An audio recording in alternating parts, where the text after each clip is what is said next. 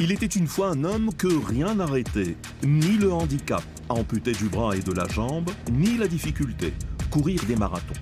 42 km 195 sur une lame d'acier en guise de prothèse. Nicolas Lacambre prépare le marathon de Paris. L'important, c'est de montrer aux gens aussi, voilà, victimes d'un accident ou qui traversent une maladie, de se dire qu'aujourd'hui, la vie ne s'arrête pas là. Souvent autour de nous, l'entourage a tendance à nous dire que voilà, notre vie est terminée, notre vie est foutue.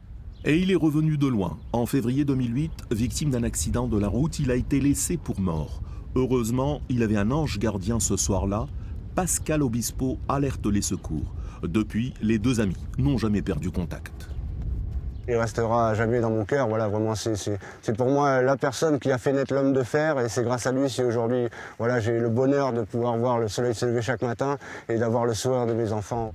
Il a déjà couru 2 marathons pour se préparer, Montauban et La Rochelle. Mais c'est une épreuve physique qui marque le corps.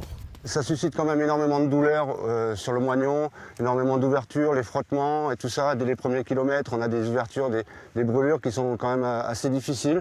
Mais cette prothèse est aussi un gage de liberté et de confiance en soi. C'est vraiment dans un but de transmettre et de donner une belle image du handicap et montrer que voilà, on n'est pas forcément des gens toujours dans le besoin, qu'on peut être aussi des donneurs d'espoir. Voilà.